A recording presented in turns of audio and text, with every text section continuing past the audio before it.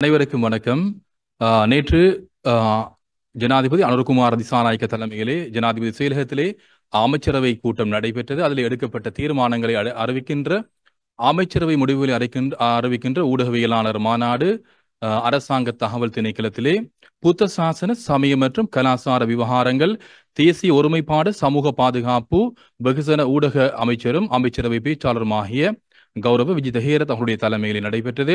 இதன்போது அரசாங்க தகவல் திணைக்களத்தினுடைய பணிப்பாளர் நாயகம் HSKJ பண்டார் அவர்களும் போலீஸ் ஊடக பேச்சாளர் பிரதி போலீஸ் மா அதிபர் சட்டத்தரணி நிஹால் தல்து ஆகியோரும் இன்றைய இந்த ஊடகவியலாளர் சந்திப்பிலே கலந்து சிறப்பித்தார்கள். அந்த அடிப்படையிலே நேற்று 10 தீர்மானங்கள் அமைச்சரவையில் எடுக்கப்பட்டிருக்கின்றது. அந்த தீர்மானங்களை நாங்கள் ஒன்றன் பின் ஒன்றாக பார்க்கலாம். இலங்கை மற்றும் ரஷ்யாவுக்கும் இடையில் சுங்க நடவடிக்கைகள் தொடர்பான ஒத்துழைப்பு மற்றும் பரஸ்பர நிர்வாக உதவிகளை பெற்றுக்கொள்கின்ற ஒரு ஒப்பந்தம் தொடர்பான முடிவு எட்டப்பட்டிருக்கின்றது. அந்த அடிப்படையிலே உங்களுக்கு தெரியும், ரஷ்யா மற்றும் இலங்கைக்கு இடையிலே சுங்க நடவடிக்கைகளிலே இருதரப்பு ஒப்பந்தத்தை கையொப்பமிடுவதற்கு அமைச்சரவை கூட்டத்தில் அங்கீகாரம் வழங்கப்பட்டிருப்பினும் குறித்த ஒப்பந்தத்தில் இதுவரை கையொப்பமிடவில்லை. எனவே இருதரப்பு சுங்க ஒத்துழைப்புகளில் மேலெழுந்து வரும் போக்குகளை கருத்தில் கொண்டு குறித்த ஒப்பந்தத்திலே கையொப்பமிடுவதற்காக நிதி பொருளாதார அபிவிருத்தி கொள்கை வகுப்பு திட்டமிடல் மற்றும் சுற்றுலாத்துறை அமைச்சராக கௌரவ ஜனாதிபதி அவர்கள் சமர்ப்பித்துள்ள யோசனைக்கு அமைச்சரவை அங்கீகாரம் வழங்கியுள்ளது. அதனோடு இணைந்ததாக உங்களுக்கு தெரியும், ரஷ்யாவில் இந்த பிரிக்ஸ் கூட்டம் நடைபெற இருப்பதாக அமைச்சர் இதன் போது தெரிவித்திருந்தார். 9 நாடுகள் இந்த பிரிக்ஸ் அமைப்பிலே அங்கத்துவம் வகிக்கின்றன. இலங்கை குறிப்பாக அந்த பிரிக்ஸ் அமைப்பிலே அங்கத்துவம் பெறுவதற்கான ஏற்பாடுகள் தொடர்பில் கலந்துரையாடப்பட்டுள்ளதாகவும் இதன்போது அமைச்சரவை பேச்சாளர் இதன்போது தெரிவித்திருந்தார். இந்திய வெளிநாட்டு அலுவல் அமைச்சர் இலங்கைக்கு வந்த சந்தர்ப்பத்திலே குறிப்பாக இந்தியாவினுடைய ஒத்துழைப்பை பெற்றுக்கொள்வது தொடர்பிலும் கலந்துரையாடப்பட்டதாகவும், அதேபோன்று வெளியுறவு அமைச்சர் இது தொடர்பில் தங்களுடைய ஒத்துழைப்புகளை வழங்குவதாக இதன் போது தெரிவித்ததாக அமைச்சரவை பேச்சாளர் தெரிவித்திருந்தார். இரண்டாவது தீர்மானமாக இடம்பெற்றிருப்பது ஐக்கிய நாடுகள் சபையினுடைய மனித உரிமைகள் பேரவையினுடைய 57வது கூட்டத்தொடர் தற்பொழுதோ உங்களுக்கு தெரியும் ஆரம்பிக்கப்பட்டிருக்கின்றது. எனவே அந்த கூட்டத்தொடர் தொடர்பான விடயம் ஒன்று இங்கே அமைச்சரவை முடிவிலே எட்டப்பட்டிருக்கின்றது. 51(1) என்ற தீர்மானம் உண்மையிலே அதற்கு அரசாங்கம் அதற்கு இணக்கம் தெரிவிக்கப் போவதில்லை என்றும், மனித உரிமையை பாதுகாப்பதற்கு தற்போதைய அரசாங்கம் புதிய அரசாங்கம் பாதுகாக்கும் என்றும், அதற்கு ஆக்கப்பூர்வமான செயற்பாடுகளை மேற்கொள்வதற்கு கால அவகாசம் தேவை என்ற அடிப்படையிலே அமைச்சரவை பேச்சாளர் அந்த விடயத்தை இதன்போது தெரிவித்திருந்தார். அடுத்ததாக மூன்றாவது தீர்மானமாக காலநிலை மாற்றங்களால் ஏற்படக்கூடிய அந்த இடர்களுக்கு நிவாரணம் அளிக்கக்கூடிய அடிப்படையிலே இலங்கை இந்திய நாடுகளுக்கு இடையிலே ஒரு புரிந்துணர்வு உடன்படிக்கை அமைச்சரவை அங்கீகாரம் வழங்கியுள்ளதாக குறிப்பிடப்பட்டிருக்கின்றது. அந்த அடிப்படையில் 5 வருட ஆண்டுகள் இந்த திட்டத்தை நடைமுறைப்படுத்துவதற்கு உலக உணவு திட்டம், ஐக்கிய நாடுகள் சபையினுடைய உலக உணவு திட்டத்தினுடைய உதவியுடன் அந்த கருத்திட்டத்தை நடைமுறைப்படுத்துவதற்காக $13 மில்லியன் கிடைக்க பெற்றுள்ளதாகவும், இதனை நடைமுறைப்படுத்தக்கூடிய புரிந்துணர்வு ஒப்பந்தத்தை நடைமுறைப்படுத்துவதற்கு அதாவது சுற்றாடல், வனஜீவராசிகள், வனவளங்கள், நீர்வளங்கள், பெருந்தோட்டம் மற்றும் சமுதாய உட்கட்டமைப்பு வசதிகள் அமைச்சர் அவர்கள் சமர்ப்பித்த யோசனைக்கு அமைச்சரவை அங்கீகாரம் வழங்கியுள்ளது. நான்காவது தீர்மானமாக merchant bank of Sri Lanka and finance PLC கம்பெனிக்கான அடிப்படை வங்கி தீர்வுகள் கோ பேங்கிங் சொல்யூஷன் வழங்கல், தாப்பித்தல், ஒப்படைத்தல் மற்றும் பேணிச் செல்வதற்கான பெருகிய வழங்கல் தொடர்பான ஒரு தீர்மானம் எட்டப்பட்டிருக்கின்றது. Merchant bank of Sri Lanka and finance PLC கம்பெனிக்கான அடிப்படை வங்கி தீர்வுகள் வழங்கல், தாப்பித்தல், ஒப்படைத்தல் மற்றும் பேணிச் செல்வதற்கான பெருகைக்கான தேசிய போட்டி விலைமனு கோரல் முறைமையை கடைபிடித்து விலைமுறை கோரப்பட்டுள்ளது. அதற்காக 4 நிறுவனங்களுடைய விலைமுறைகள் கிடைக்கப்பெற்றன. எனவே தொழில்நுட்ப ரீதியான முன்மொழிவுகளை ஆராய்ந்து மதிப்பீடு செய்தன் பின்னர் அமைச்சரவையினால் நியமிக்கப்பட்ட அந்த பெருகை குழுவால் குறித்த பெருகையை சைன்டர் டெக்னாலஜிஸ் PTE லிமிடெட் நிறுவனத்துக்கு வழங்குவதற்கு விதந்துரைக்கப்பட்டுள்ளது. கௌரவ ஜனாதிபதி அவர்கள் சமர்ப்பித்த அந்த யோசனைக்கு அமைச்சரவை அங்கீகாரம் வழங்கியுள்ளது. அடுத்ததாக இத்தாலியினுடைய மிலானோவில் எதிர்வருகின்ற அதாவது 9ஆம் தேதி தொடக்கம் 11ஆம் தேதி வரை ஒரு TTG 2024 சுற்றுலா கண்காட்சி வளாகத்தில் இலங்கையை பிரதிநிதித்துவப்படுத்தக்கூடிய கண்காட்சி கூட்டத்தை அமைத்தல் தொடர்பான ஒரு தீர்மானம் எட்டப்பட்டிருக்கின்றது. அந்த அடிப்படையிலே இந்த இத்தாலியினுடைய மிலானோவில் நடைபெறுகின்ற இந்த கண்காட்சியிலே இலங்கையைச் சேர்ந்த ஹோட்டல் உரிமையாளர்கள், சுற்றுலாத்துறை முகவர்கள் 25 பேர் பங்கு பெற்றுவதற்கு தீர்மானிக்கப்பட்டிருக்கின்றது. எனவே 100 சதுர மீட்டர் அளவை ஒதுக்கிக் கொள்வதற்கு இலங்கை சுற்றுலா மேம்பாட்டு பணியகம் நடவடிக்கை எடுத்துள்ளது. எனவே குறித்த சர்வதேச போட்டி விலைமுறையின் கீழ் விலை மனுக்கள் கோரப்பட்டிருப்பினும் எந்த ஒரு விலைமுறையும் சமர்ப்பிக்கப்படவில்லை. ஏற்பாட்டுக்குழுவின் உத்தியோகபூர்வ கம்பெனியான புரோஸ்டாண்ட் SRL-க்கு குறித்த சேவைகளை விநியோகிப்பதற்கு அதாவது நிதி பொருளாதார அபிவிருத்தி கொள்கை வகுப்பு திட்டமிடல் மற்றும் சுற்றுலாத்துறை அமைச்சராக கௌரவ ஜனாதிபதி அவர்கள் சமர்ப்பித்துள்ள விடயங்களுக்கு அமைச்சரவை உடன்பாடு வழங்குவதற்கு தீர்மானித்துள்ளது. அடுத்ததாக ஜப்பான் கடன் வசதியின் கீழ் அமுல்படுத்தப்பட உள்ள இலங்கையினுடைய நிலப்பரப்பு சார் தொலைக்காட்சி மின்னணு ஒளிபரப்பு திட்டம் தொடர்பான ஒரு தீர்மானம். அந்த அடிப்படையிலே இந்த அதாவது டிஜிட்டல் மயப்படுத்தப்பட்ட தொலைக்காட்சி ஒலிபரப்பு விடயத்தை மேற்கொள்வதற்கான ஒரு அமைச்சரவை அங்கீகாரம் கிட்டப்பட்டிருக்கின்றது. ஜப்பானிய ISDB தொழில்நுட்பத்தில் தேசிய தொலைக்காட்சி ஒலிபரப்புகளை எண்ணியப்படுத்தும் திட்டத்தை அமல்படுத்துவதற்காக ஏற்கனவே 2022-27 அமைச்சரவை கூட்டத்தில் அங்கீகாரம் வழங்கப்பட்டிருக்கின்றது. குறித்த திட்டத்தை அமுலாக்கத்தை ஆய்வு செய்து அதனுடைய விதப்புரைகளை பெற்றுக்கொள்ளும் அடிப்படையில் அறிக்கைகளை பெற்றுக்கொள்வதற்காக ஊடகத்துறை அமைச்சுக்கு பொறுப்பாகிய செயலாளருடைய தலைமையில் அதேபோன்று பிற தொடர்புடைய நிறுவன பிரதிநிதிகளை உள்ளடக்கி விசேட குழுவை நியமிப்பதற்காக புத்த சாசன மத மற்றும் கலாச்சார விவகார தேசிய ஒருமைப்பாட்டு சமூக பாதுகாப்பு மற்றும் ஊடகத்துறை அமைச்சரால் சமர்ப்பிக்கப்பட்ட யோசனைக்கு அமைச்சரவை அங்கீகாரம் வழங்கியிருக்கின்றது.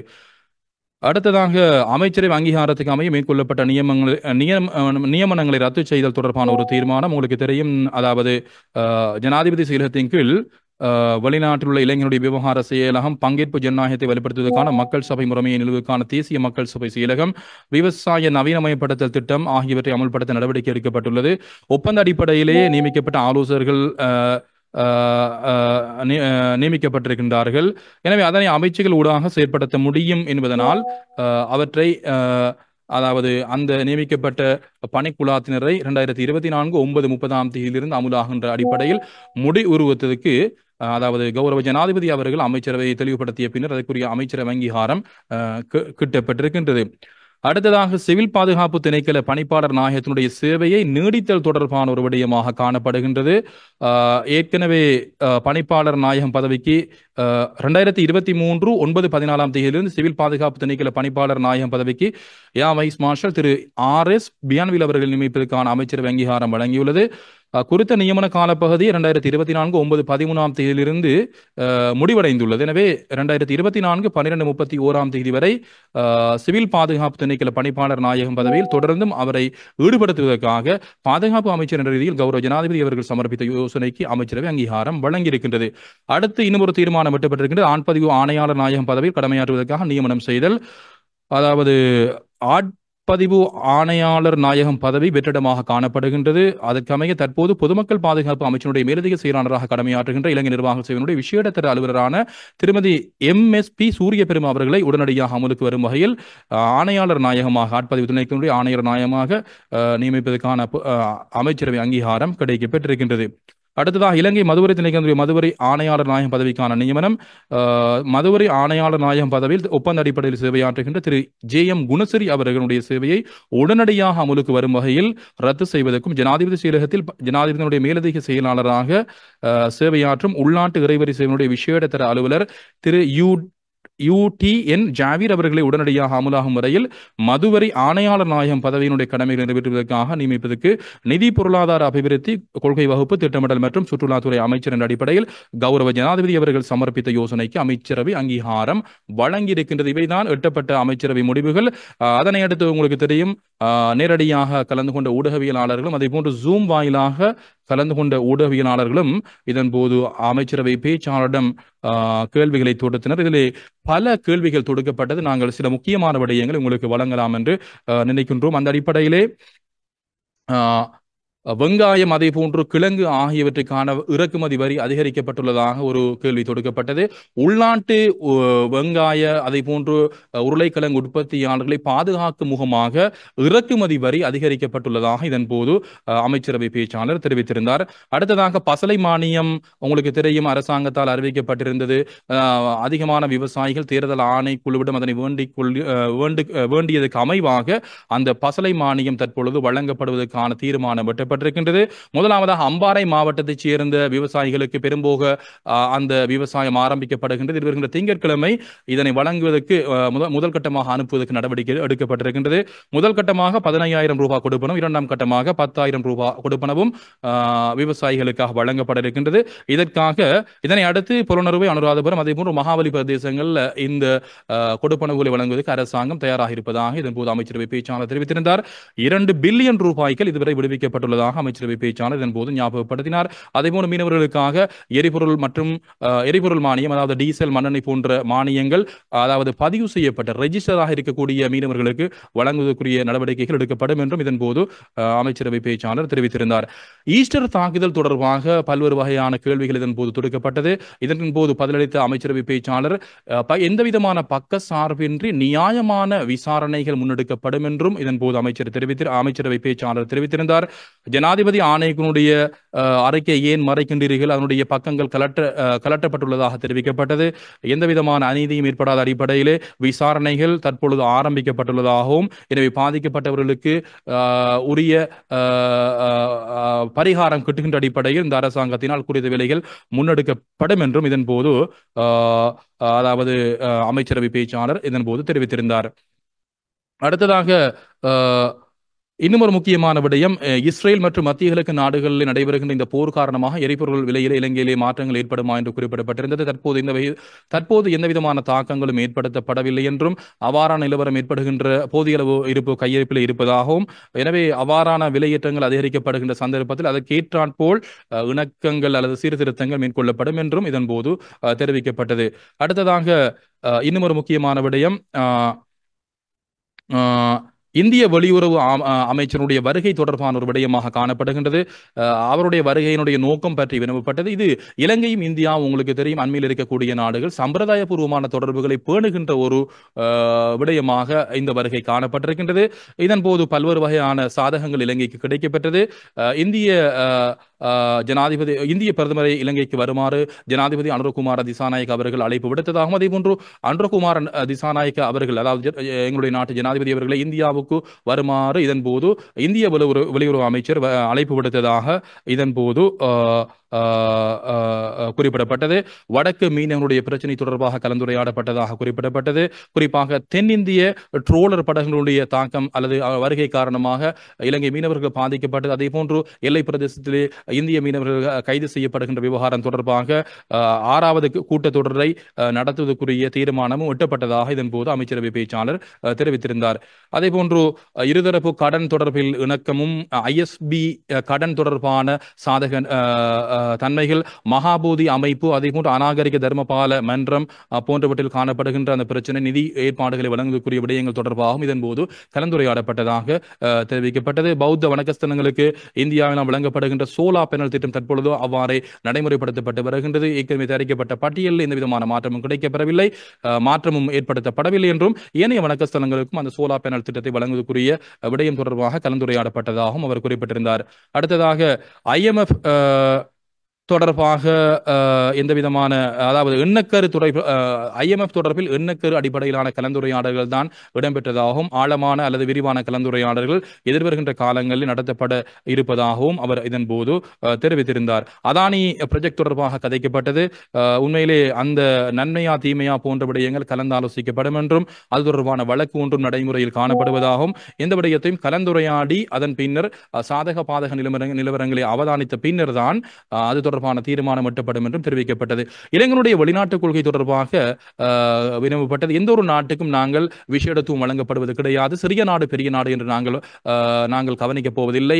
குறிப்பாக வேர்ல்ட் பேங்க் அதே போன்று ஆசிய அபிவிருத்தி வங்கியினுடைய உதவிகள் கிடைக்கப்பட்டிருக்கின்றது. தற்பொழுது உலக வங்கி 200 மில்லியன் அமெரிக்க டாலர் இலங்கைக்கு உதவியாக வழங்கியிருக்கின்றது. இந்தியா அதே போன்று சீனா ஆகிய நாடுகளோடு நாங்கள் ஒரே வகையான கொள்கைகளை நாங்கள் செயற்பட இருக்கின்றோம். அதாவது இம்மாத இறுதியில் சீனாவினுடைய மிலிட்டரி ட்ரைனிங் ஒரு ஷிப் ஒன்று கப்பல் ஒன்று வர இருக்கின்றது. அது இலங்கையினுடைய பாதுகாப்புக்கு எந்த விதமான அச்சுறுத்தலும் ஏற்படுத்தப் போவதில்லை என்ற விடயங்களும் இதன் போது குறிப்பிடப்பட்டிருந்தது.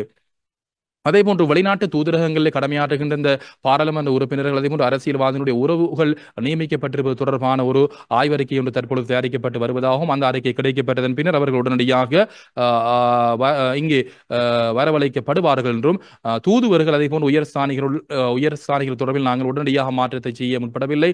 சர்வதேச ரீதியாக முக்கியமான நிகழ்வுகள் நடைபெறுவதனால் அந்த மாற்றத்தை உடனடியாக செயற்படுத்த போவதில்லை என்ற அடிப்படையில் அமைச்சரவை பேச்சாளர் இதன்போது தெரிவித்திருந்தார். அடுத்ததாக பிரபுக்களுடைய பாதுகாப்பு தொடர்பில் தேவையற்ற அடிப்படையில் முன்னாள் ஜனாதிபதியுடைய பாதுகாப்பு தொடர்பில் சட்ட ஏற்பாடுகள் இருக்கின்றன. அந்த சட்ட ஏற்பாடுகளுக்கு ஏற்ப அந்த விடயங்கள் முன்னெடுக்கப்படும் என்றும் தேவையற்ற அடிப்படையில் பொருத்தமற்ற அடிப்படையில் பிரபுக்களுடைய பாதுகாப்பு அதிகாரிகள் அல்லது பாதுகாப்பு அதிகாரிகள் நியமிக்கப்பட்டால் அவற்றை நாங்கள் கிரமமான முறையின் அடிப்படையிலே நாங்கள் அந்த தேவையை அலசி ஆராய்ந்து அவற்றை நாங்கள் குறைப்பதற்குரிய நடவடிக்கைக்கு மேற்கொள்ளப்படும் என்ற அடிப்படையிலும் இதன்போது கருத்துக்கள் தெரிவிக்கப்பட்டிருந்தது.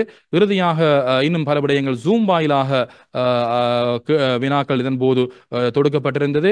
அதாவது தற்போதைய அரசாங்கம் கல்வர்களை அதே போன்று ஊழல் செய்தவர்களை நிச்சயமாக தண்டனை வழங்கும் என்று குறிப்பிடப்பட்டிருந்தது. எனவே அது தொடர்பான நிலைப்பாடு என்ன என்று வினவிய போது நிச்சயமாக அதாவது ஊழல் மோசடி களவு எடுத்தவர்கள் தொடர்பில் நிச்சயமாக சட்டம் நிறைவேற்றப்படும் என்றும் சட்டத்தின் அடிப்படையில் அதுக்குரிய பரிகாரம் கிட்டப்படும் என்றும் இதிலிருந்து யாரும் விடுபட முடியாது என்ற அடிப்படையிலும் மத்திய வங்கி பிணை மோசடி தொடர்பான விடயங்கள் தற்பொழுது அது தொடர்பான விடயங்கள் உள்ளிட்ட அனைத்து விடயங்கள் காலம் கடந்த விடயங்களாக இருந்தாலும் அந்த விடயங்களும் உரிய முறையில் விசாரணைக்கு எடுத்துக் கொள்ளப்படும் என்றும் அதாவது யாரையும் பழி வாங்குகின்ற நோக்கம் இதன் போது கிடையாது என்றும் சட்டத்தின் அடிப்படையில் அனைத்து விடயங்களையும் செயற்படுத்துவதுதான் தங்களுடைய அபிலாஷையாக இருப்பதாக இதன் போது அவர் குறிப்பிட்டிருந்தார். அடுத்ததாக இன்னும் போலீஸ் ஆணைக்குழு தொடர்பாக வினவப்பட்டது. போலீஸ் ஆணைக்குழுவினுடைய உத்தியபூர்வ காலம் 3 வருட காலமாக காணப்படுகின்ற அரசியல் யாப்பு பேரவை தான் அந்த உறுப்பினர்களை தெரிவு செய்கின்றனர். அந்த பதவி காலம் முடிவடைந்த பின்னர் தான் ஏனைய அதுக்குரிய உத்தியோகத்தர் நியமிக்கப்படுவார்கள் என்று மக்கள் வரம் தற்பொழுது அதாவது எமக்கு கிடைக்கப்பட்டிருக்கின்றன. அதனை உணர்ந்து கொண்டு அந்த ஆணைக்குள் இருக்கக்கூடியவர்கள் சாதகமான தீர்மானங்களை எடுப்பது காலத்தினுடைய தேவையாக இருப்பதாக இதன் போது குறிப்பிட்டிருந்தார். இவ்வாறான முக்கியமான விடயங்கள் தான் இன்றைய அமைச்சரவை முடிவுரை அறிவிக்கின்ற ஊடகவியலாளர் மாநாட்டின் போது தெரிவிக்கப்பட்டது. இன்னும் ஒரு அமைச்சரவை முடிவில் அறிவிக்கின்ற ஊடகவியலாளர் மாநாட்டிலே சந்திக்கும் வரை நாங்கள் விடைபெற்றுக் கொள்கின்றோம். நன்றி, வணக்கம். செய்திகளை உடனுக்குடன் தெரிந்து கொள்ள உடனே சப்ஸ்கிரைப் பண்ணுங்க.